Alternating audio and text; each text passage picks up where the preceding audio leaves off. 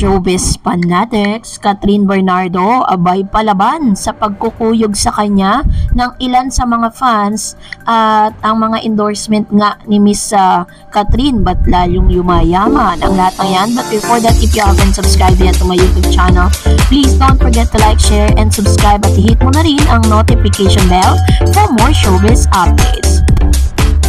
Bago nga tayo magpatuloy sa ating updates for today's video, nais ko po muna magpasalamat sa lahat ng mga legit viewers, subscribers, tang lahat ng mga legit na nagmamahal at sumusubaybay sa lahat ng ating mga updates. Maraming salamat po. And for today's video, ito na nga dahil kinatuwaan at sobrang blessed na blessed nga ang isang Catherine Bernardo dahil mas dumadami pang mga bagong endorsement at mga endorsement na nagtitiwala at product na ipinagkakatiwala nga dito kay Miss Catherine Bernardo. If there is one thing or good thing na nangyari kay Miss Catherine matapos ang hiwalayan nila ni Daniel, ay mas dumami nga yung mga endorsement, tapos mga products na kanyang ini-endorso at mas malaya niyang nasusuot, nagagawa yung mga bagay na dating hindi niya nagagawa. Pabongga ng pabongga at payaman ng payaman si Catherine Bernardo. Marami kasi parami ang kanyang product endorsement. Sikat pa rin ang reyna ng rami ng produktong ini-endorso. For the record nga kasi ay sikat ang local celebrity na may pinakamaraming product endorsement. Noong Miyerkules ay nag-renew siya ng panibagong kontrata sa Asia's Phenomenal Superstar bilang endorser at brand ambassador ng isang kilalang brand ng electronic appliances. Mas hinabaan pa ng nasabing product company ang kontrata niya. Tumaas nga raw kasi ang sales ng mga appliances nila sa market. Ayon sa isa sa mga big bosses ng company, "We are extending our partnership with Miss Catherine Bernardo as our brand endorsers who inspired greatness in every step. Together, we'll push boundaries and deliver excellence. Get ready for an extraordinary journey." Noong Lunes naman, inilabas din ang pinakabagong advertising campaign ng isang kilalang local brand na kape na si Catherine na ang bagong mukha ng kanilang produkto. Sa ng mga fans si Catherine, natikman na nila lahat ng mga kilalang instant coffee brand dahil sa idolo nila. Ang bagong kape na ini-endorso kasi ng aktres sa pangatlong brand na inumin na ini-endorso ng aktres. So, ang dami ring sikat na local clothing brands ang super abang sa serbisyo ni Catherine. Ilang taon na rin hinihintay ng mga kumpanyang ito para makuha lang ang ex-girlfriend ni Daniel Padilla bilang endorser. Nawala ng pag-asang ilang sikat na brand na damit ng naglabasan ang magkakatabi at naglalaki ang billboard ni Kat sa Guadalupe dahil mukhang magtatanggal pa ang aktres sa pag-i-endorso or magtatagal pa.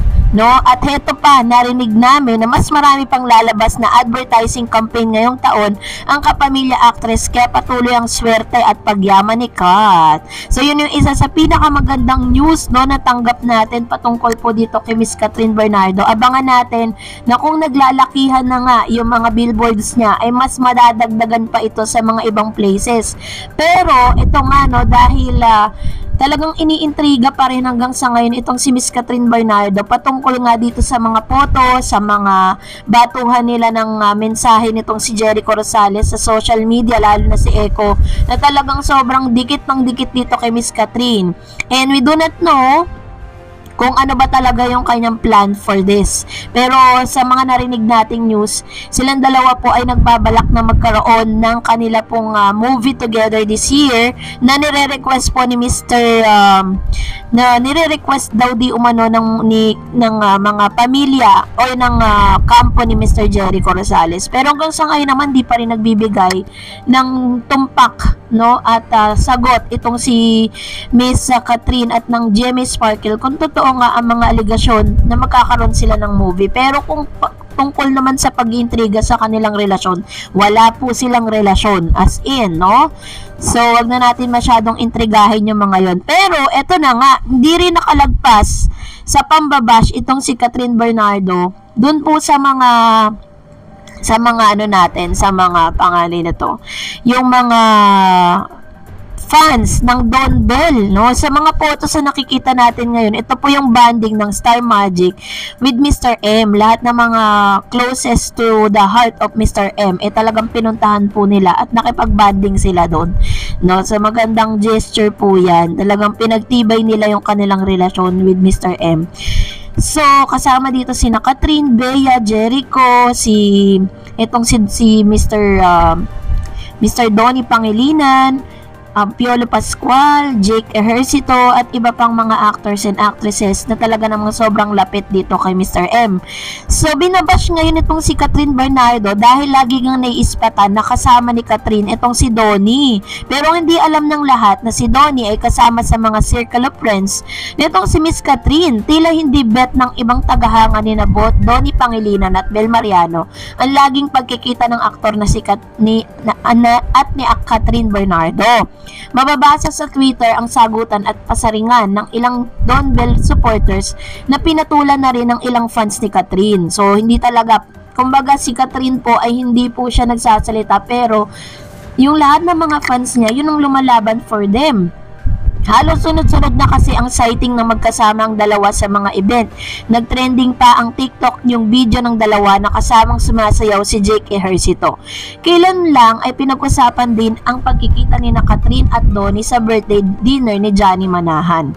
Komento nga ng irritableng fan ni Catherine, "Donnie, next time kahit saan lakad mo isama mo si Bel para hindi putak ng putak ang fans nyo palagi na lang bumubula ang mga bibig nila."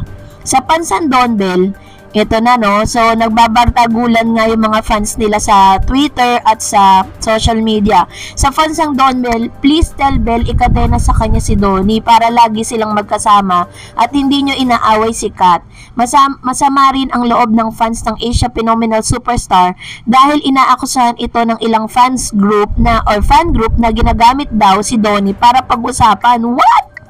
Alam nyo po, kung tutuusin, mas may pangalan si Catherine Bernardo kaysa kay Donnie Pangilinan. Wala pang Donnie, Catherine na po yan, ano? Kaya napaka-imposible yon.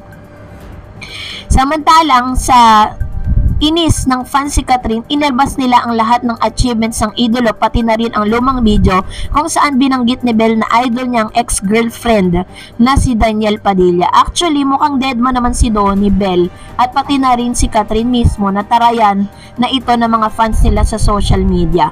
Sana lang talaga wag bigyan ng mali siya ang closest ni Catherine kay Donnie at iba pang aktor. Baka nga kasi si Donnie na sa maging future leading man ng actress na mukhang pwede naman talaga mangyari dahil iisa lang ang management, TV and film production ng dalawang kapamilya star.